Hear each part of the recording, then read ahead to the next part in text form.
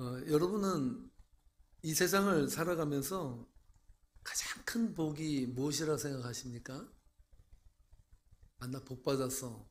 난 참 이것이 가장 큰 복이라고 생각해. 그 복이 무엇일까요? 어떤 분은? 그렇죠. 어떤 분은 장수의 복이 역시 복 중에 최고요. 그렇죠. 나이 70이 넘어가면 학식도, 재능도, 재물도 아무 필요가 없대요. 누가 더 건강하냐가 인생의 행복의 질을 차지한다고 합니다. 또 돈복도 빼놓을 수 없죠. 살아가면서 여러분 돈 없으면 얼마나 힘듭니까? 돈복도 살아가면서 중요한 복입니다. 자식복 또한 큰 복 중에 하나죠. 자식복도 복입니다. 또 명예복도 있습니다. 세상 살아가면서 나의 이름을 나타내고 알리는 그런 명예도 중요한 복 중에 하나라고 생각합니다. 그런데 이러한 모든 복 중에서 가장 큰 복은 따로 있다는 것이죠. 여러분, 그 복이 무엇일까요? 그 복은 믿어지는 복. 에베소서 2장 8절 9절 말씀에 보면 바울이 이렇게 고백을 합니다. 함께 읽어보겠습니다. 너희는 그 은혜에 의하여 믿음으로 말미암아 구원을 받았으니 이것은 너에게서 난 것이 아니요 하나님의 선물이라. 행위에서 난 것이 아니니 이는 누구든지 자랑하지 못하게 하려 함이라. 믿어지는 복이죠. 그것은 내가 어떤 행위를 해서 쟁취할 수 있는 그러한 복이 아니라는 것이죠. 바울은 믿음도 선물이라고 말씀하고 있습니다. 아무리 길을 쓰고 믿고 싶어도 믿어지지 않는데 어떻게 믿을 수 있겠습니까? 이것만큼 괴로운 게 없어요. 믿어지지 않는데 믿으려고 애쓴다. 이거는 쉬운 일이 아닙니다.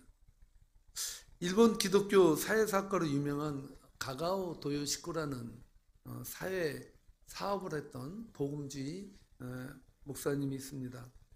이 목사님은 기생의 몸에서 난 사생아 출신으로 갖은 구박과 천대를 받고 자랐습니다. 그러던 중에 구세군이 예수님을 믿으라고 하는 거리 전도를 나갔는데 거기서 예수 믿으면 하나님의 자녀가 되고 사랑받는 사람이 된다라는 그 전도의 메시지를 들었는데 그 메시지가 귀에 꽂혔습니다. 그래서 그 노방전 전도하는 팀을 만나서 이렇게 물었다고 합니다. 아니, 예수님은 사생아의 아들도 사랑한답니까? 이렇게 물었습니다. 근데 노방전도한 사람이 예수님은 죄인뿐만 아니라 어떠한 죄를 저지른 자들도 예수님은 사랑하신다. 그 말을 듣고 예수님을 영접했습니다. 여러분, 예수님을 믿을 수 있는 가능성이 1%도 없었던 사람이 있는데 그가 사도 바울이죠. 사도 바울은 예수 믿는 자들 체포하고자 다메섹 근처에 이르렀을 때 빛이 그를 강타했습니다. 그때 그는 땅에 엎드러져서 겁에 질려서 떨고 있는데 하늘에서 음성이 들리는 거예요. 사울아 사울아 네가 왜 나를 핍박하냐. 바울이 묻습니다. 당신은 뉘시니까 나는 네가 핍박하는 예수다. 이렇게 말해. 그 다메섹에서 예수님을 만나고 나서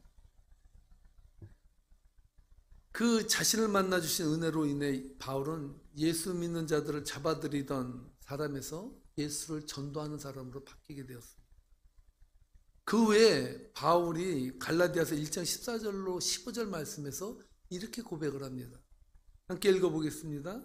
내가 내 동족 중 여러 영갑자보다 유대교를 지나치게 믿어 내 조상의 전통에 대하여 더욱 열심히 있었으나 그러나 내 어머니의 태로부터 나를 택정하시고 그의 은혜로 나를 부르시니가. 바울이 유대교를 지나치게 믿었다고 말합니다. 유대교가 제일 싫어했던 사람이 예수 믿는 자들이었거든요. 예수 복음에 미친 자들을 그들은 가만히 둘 수가 없었어요. 차라리 이방인보다 더 미워했습니다. 그래서 바울은 예수 믿는 자들을 때려잡아 드리려고 다메섹을 향해 가고 있었습니다. 그러던 중에 예수님이 만나 주셨어요. 얼마나 그가 이 은혜에 사무쳤는지 그는 자신을 이미 어머니의 태로부터 하나님이 자기를 불러주시고 택했다라고 고백하고 있어요. 믿어지는 법.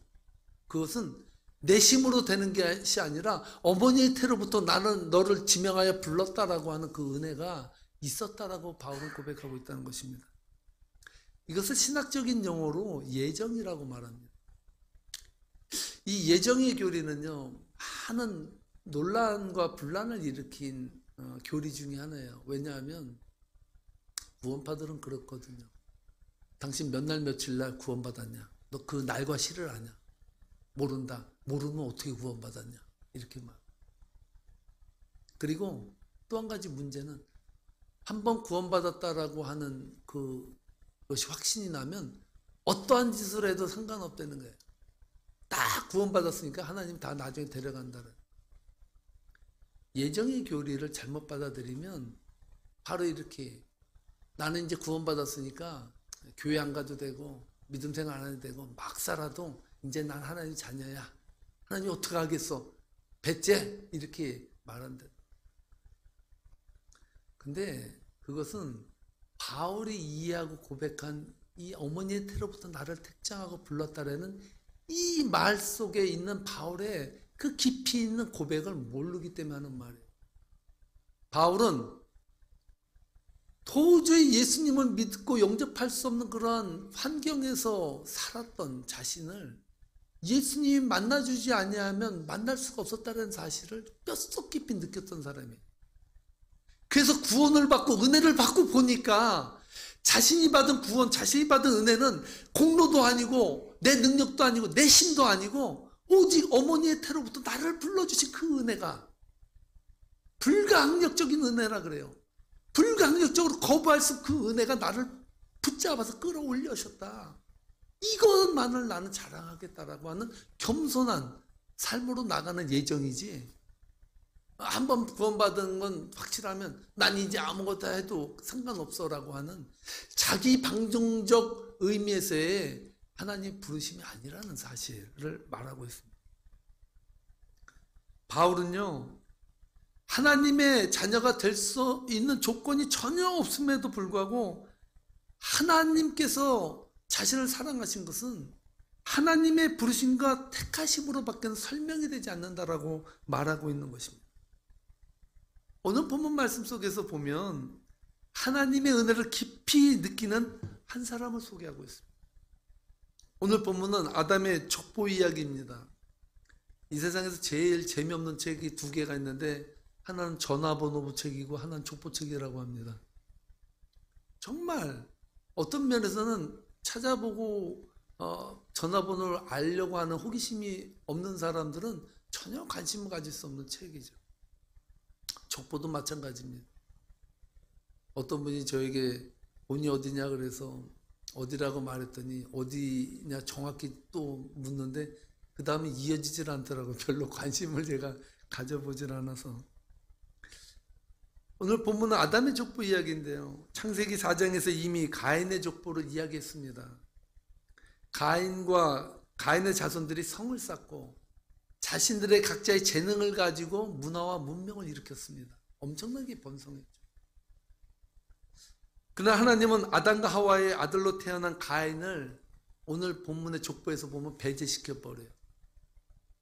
살인을 저질렀던 가인의 후예들에 대해서는 아담의 족보의 계열에서 빼버려요. 지난주에 살펴본 창세기 4장 25절 말씀에 보면 다른 씨를 통해서 자손을 이어가는 것을 보여주는데요. 다 함께 25절 말씀 한번 읽어보겠습니다. 아담이 다시 자기 아내와 동침하매 그가 아들을 낳아 그의 이름을 셋이라 하였으니 이는 하나님이 내게 가인이 죽은 아벨 대신에 다른 씨를 주셨다 함이며, 하나님은 가인이 아닌 가인이 죽인 아벨을 대신해서 다른 씨를 통해서 아담과 하와의 후손을 이어가게 하셨다라고 말하고 있습니다. 창세기 5장은 바로 그 족보 이야기입니다. 창세기 5장 1절로 3절 말씀에 보면 이렇게 말합니다. 읽어보겠습니다. 이것은 아담의 계보를 적은 책이니라. 하나님이 사람을 창조하실 때에 하나님의 모양대로 지으시되 남자와 여자를 창조하셨고 그들이 창조되던 날에 하나님이 그들에게 복을 주시고 그들의 이름을 사람이라 일컬으셨더라. 아담은 130세에 자기의 모양 곧 자기의 형상과 같은 아들을 낳아 이름을 셋이라 하였고. 아멘. 여기서 아담과 노아에 이르기까지 10대에 걸친 자손들을 쭉 열거하고 있는 것을 보게 됩니다. 제가 여기서 문제 하나를 드릴 텐데요. 성경에서 죽지 않고 하늘로 올라간 사람이 있습니다. 누굽니까? 예, 역시 우리 세계민교회 성도님들은 말씀의 깊이가 있습니다. 에녹이 있습니다. 또 한 사람이 있습니다. 누굽니까? 주의 선지 엘리야 병거 타고 하늘에 올라갔던 일을 여러분 기억하시죠? 예, 이 두 사람 죽음을 보지 않냐고 하늘에 올라간 사람 둘이 있는데 그 중에 오늘 우리가 살펴볼 위인은 바로 에녹이라는 사람입니다. 에녹의 인생에 대해서 본문은요 단 4절로 설명하고 있어요. 함께 21절로 24절인데요. 함께 읽어보겠습니다. 에녹은 65세에 무드셀라를 낳았고 무드셀라를 낳은 후 300년을 하나님과 동행하며 자녀들을 낳았으며 그는 365세를 살았더라. 에녹이 하나님과 동행하더니 하나님이 그를 데려가심으로 세상에 있지 아니하였더라. 아멘. 오늘 이 본문 말씀을 보면요 특이점 2가지를 발견해요. 단어적인 건데요. 첫 번째는 동행이라는 단어를 2번이나 반복해서 사용하고 있다는 사실입니다. 또 한 가지는 세상에 있지 아니하였더라. 다른 사람은 다 낳고 죽었더라라고 끝났는데 에녹에 이르러서는 죽었다라는 말이 없고 세상에 있지 않게 되었다라고 말합니다. 여러분 동행이라는 단어의 기본 뜻이 뭔지 아시죠? 동행이라는 것은 걷다라는 어원에서 왔어요. 동행은 걷는 거예요. 함께. 그걸 동행이라 그러죠. 동행자 함께 걷는 거죠. 그래서 저는요 이 동행이라는 단어를 참 좋아합니다. 그래서 제 카톡을 여러분 보셨는지 모르겠지만 카톡에 제 이름이 안 써 있고 동행이라고 써 있습니다. 그 정도로 저도 동행이라는 단어를 좋아하는데요. 동행이라는 단어는 삶의 방식을 따른다는 의미도 있습니다. 에녹은 하나님이 말씀하신 삶의 방식대로 살았다라고 말할 수 있습니다. 이런 뜻 외에 오늘 본문에처럼 에트라는 전치사를 시브리어에 사용하게 되면요 한 가지 다른 의미의 뜻이 나오는데 그 뜻이요 세상 말로는 성관계라는 단어의 뜻이 돼요. 근데 이것이 영적으로 의미가 있는데 어떤 의미가 있냐면요 에녹은 하나님께서 원하시는 삶에 따라 마치 부부가 한 몸을 이루는 것처럼 하나님과 친밀한 교제를 나누는 관계 속에서 살았다라는 것을 표현하는 단어가 이 동행이라는 단어에 들어있다는 것입니다. 이 에녹에 대해서요 믿음장인 시브리서 11장 5절에서는 이렇게 언급합니다. 함께 읽어보겠습니다. 믿음으로 에녹은 죽음을 보지 않고 옮겨졌으니 하나님이 그를 옮기심으로 다시 보이지 아니하였느니라. 그는 옮겨지기 전에 하나님을 기쁘시게 하는 자라 하는 증거를 받았느니라. 아멘. 에녹은요 하나님께서 죽음을 보지 않고 옮겼는데 옮기기 전에 그의 삶은요 하나님을 기쁘시게 하는 자라는 증거, 인정을 받았다는 거예요. 하나님이 야, 너 너무 좋다. 너무 너만 보면 기뻐. 해피바이러스야. 이렇게 말했던 사람이 에녹이라고 말하고 있어요. 여러분 사랑하는 사람들에게 물방울 다이어를 하나 선물하면요 제가 볼 때 한 1년은 갈 것 같아요. 구찌백을 선물하면 한 2달 갈 것 같아요. 2달. 그런데 그것으로 부부간의 연이 이어진다라고 여러분 생각합니까? 여러분 물방울 나에 하나 갖다 주고 맨날 구박하고 여러분 무시해버리고 하면 좋아요? 아이고 물방울 나야 이거랑 내가 쌤쌤 치자 이러겠습니까? 그냥 물방울 나야 그냥 얼굴에 집어던지고 이따위로 내가 당신의 마음을 살 수 있는 존재인 줄 이렇게 생각할 거 아니에요? 사랑하는 사람이 가장 원하는 것은 물방울 다이아나 구찌백이 아니라 친밀감이에요. 관심이에요. 에녹은 하나님과 마치 부부 사이보다 더 진한 친밀한 관계를 유지해서 너무나 에녹을 볼 때마다 정을 느낄 정도로 하나님이 보기에도 아까운 사람이 에녹이었다는 거예요. 여러분 믿음은 자꾸 거창하게 생각합니다. 뭐 어떤 분은 믿음은 집안 집문서 갖다가 받치면 믿음이라고 생각하는데 물론 거창하게 보일 수 있어요. 근데요 믿음이나 사랑과 친밀감은요 소소한 거예요. 아주 작은 것, 작은 관심, 사랑, 그런 표현, 그런 모든 것들이 너의 관계의 친밀함을 가지게 한다는 사실입니다. 저는 이것이 바로 동행이라고 생각합니다. 그럼 제 아들 이야기를 해서 죄송한데요. 반석이는 20살이 넘었음에도 글을 잘 쓰고 읽을 줄 잘 모릅니다. 그럼에도 불구하고 카톡에 나오는 여러분들의 이름은요. 누구누구 되려면 다 돼요. 제만이 쓰고 읽고 아는 방식이 따로 있습니다. 그건 저도 몰라요. 저랑 다르죠.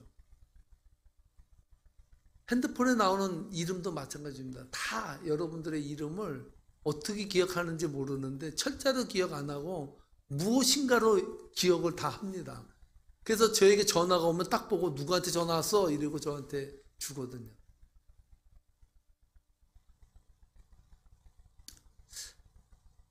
거기다 아침 7시가 되면 어김없이 저에게 전화가 옵니다.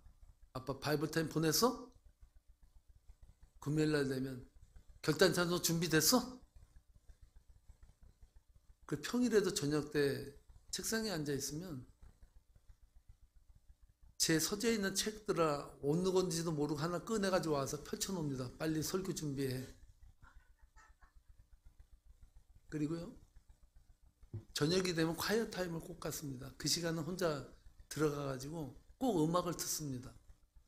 그것도 보이스가 나오는 노래가 나오는 음악이 아니라 잔잔한 음악을 틉니다. 그리고 그걸 놓고 또 기도해요. 여러분들 놓고 다 기도합니다. 제 딸이 하도 신기해서 하루는 반석이에게 물었습니다. 거기다 교회에도 관심이 많잖아요. 우리 교회에 크로라스 떨어지면요 저를 아주 살 때까지 받으랍니다. 빨리 가서 크로라스 사오라고. 교회의 대소사는 다 관장합니다. 그 여러분 어떤 분은 우리 교회 전도사가 한 분 더 있다 그렇게 말하기도 합니다. 정말 관심 많습니다. 한 번은 제 딸이 하도 참 특이하게 그렇게 얘가 뭘 알고 믿는 건가 그런 생각이 들어서 반석이 이렇게 물었다고 합니다. 야, 너 하나님이 살아계신 거 믿냐? 너 어떻게 알아? 근데 제 딸이 너무 감동을 받았다고 저에게 말해줘요.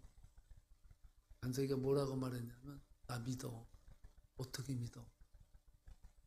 딱 한마디 합니다. 내 마음으로 느껴.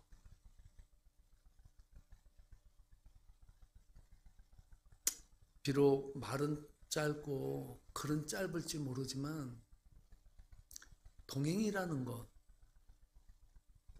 느끼는 것보다 더 큰 사랑이 어디 있겠어요? 내가 함께 하고 있는 걸 난 느낀다. 그럼 사랑이라는 건 당신 나 사랑해? 어떻게 사랑해? 뭐 줘서 이거 줘서 이렇게 사랑하는 거 그건 한계가 있어요. 느껴. 그보다 더 큰 사랑이 어디 있겠어요? 에녹은 그 수많은 자손들 중에서 아름답게 하나님과 동행했습니다. 하나님과 친밀한 교제를 나누는 그러한 하나님이 정말 내 삶을 간섭하시고 인도하신다고 하는 일상이 하나님과 동행하는 삶이라고 하는 것을 느끼며 고백하며 살아갔던 사람, 그 사람이 바로 에녹이라고 오늘 우리에게 성경은 말씀해 주고 있다는 것입니다. 하나님이 에녹이 얼마나 보기에 사랑스러웠는지, 야, 너 죽지 말고 와라. 그래, 그냥 데려가서 같이 살자 하고 하나님의 나라에 올려보냈다는 거예요.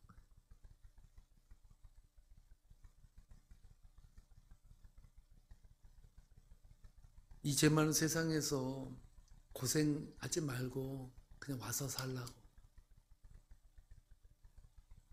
그냥 나와 함께 더 친밀하게 올라서 살라고 하나님은 에녹을 부르셨습니다. 정말 믿음의 사람은 죽어서 올라가든 살아서 올라가든 하나님과 더불어 살아가는 것이 축복이고 은혜라는 사실을 깨닫고 나아가고 살아가는 사람입니다. 이런 의미에서 많은 사람들이 여러분 제일 두려운 게 뭡니까? 여러분 무엇이 제일 두렵습니까? 죽는 게 두렵지 않습니까? 오직하면 죽기를 무서워하며 일생이며 종로로 타는 것이 인생이다라고 고백을 합니다. 정말 인생은요, 죽음이 무서워서 죽음의 문제를 해결하지 못하기 때문에 여러분 종교를 갖고 신앙을 갖는 건지도 몰라요.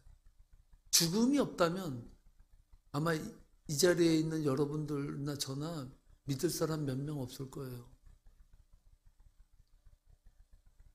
근데요, 성경의 말씀을 보면 다메섹에서 예수님을 만난 사도 바울이 인생이 바뀌었는데 가장 큰 인생의 변화가 있다면 죽음을 넘어섰다는 사실. 사도 바울의 가장 큰 고민이 뭔지 아세요? 여러분, 사도 바울이 무슨 고민이 제일 컸을 것 같아요? 사도 바울에게 가장 큰 고민은요, 언제 갈까? 빌립보서 1장 21절로 25절 말씀에 보면요, 이렇게 말합니다. 함께 잘 음미하며 읽어보겠습니다. 이는 내게 사는 것이 그리스도니 죽는 것도 유익함이라. 그러나 만일 육신으로 사는 것 이것이 내일의 열매일진데 할지 나는 알지 못하노라. 내가 그 둘 사이에 끼었으니 차라리 세상을 떠나서 그리스도와 함께 있는 것이 훨씬 더 좋은 일이라 그렇게 하고 싶으나 내가 육신으로 있는 것이 너희를 위하여 더 유익하리라. 아멘. 사도 바울에게 있어서 다메섹에서 예수님을 만나고 나서요, 그의 인생의 가장 큰 소망은 빨리 가고 싶다는 거예요. 내가 지금이라도 하나님 부르면 난 지금이라도 달려갈 거야. 이 마음이 있었는데 한 가지 고민이, 내가 이 땅에 남아있는 것이 너희들에게 유익이 되기 때문에 내가 좀 더 남아있을게. 나는 지금이라도 가기를 원한다라고. 그는 이미 이 세상에 살지만 하나님과 동행하며 하나님의 나라에 갈, 그것을 더 소망하면서 그것을 기대하면서 살았던 사람이 바울이라고 말하고 있다. 여러분, 인생은 죄 많고 눈물 많은 곳입니다. 죄 많은 이 세상을 우리는 영원히 살 것처럼 착각하며 살아가요. 영원히 사는 것처럼 생각하면 미워요. 영원히 사는 것처럼 생각하면서 이 땅에 우리의 집을 짓습니다. 그런데 중요한 사실은 이 세상엔 내 집이 없다. 그래서 그리스도인들은요, 본향이 있다라고 말해요. 본향은 뭡니까? 우리가 돌아가야 될 고향. 이 세상이 아니라. 이런 의미에서 저는 여러분들과 함께 이 세상은 내 집 아니네, 이 찬송을 함께 음미하며 불러보도록 하겠습니다. 죄 많은 이 세상은 내 집 아니네. 내 모든 보화는 저 하늘에 있네. 저 천국 문을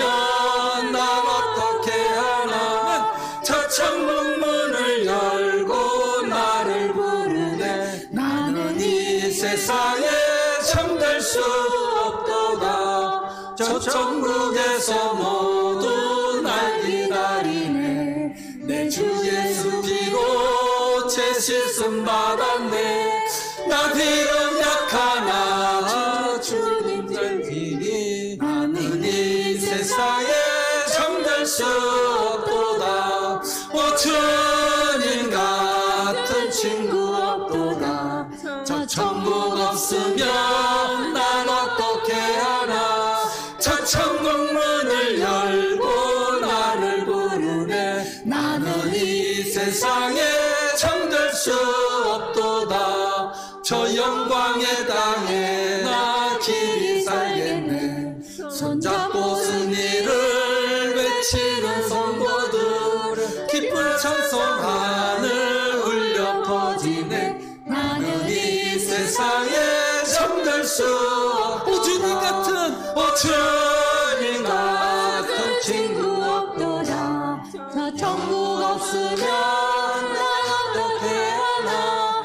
천국 문을 열고 나를 부르네 나는 이 세상에 잠들 수 없도 다시 한번 오 주님 같은 친구 없도다 저 천국 없으면 난 어떻게 하나 저 천국 문을 열고 나를 부르네 나는 이 세상에 오 주님 같은 친구 없도다 오 주님 같은 친구 없도다 저 천국 없으면 난 어떻게 하나 저 천국 문을 열고 나를 부르네 나는 이 세상에 잠들 수 없도다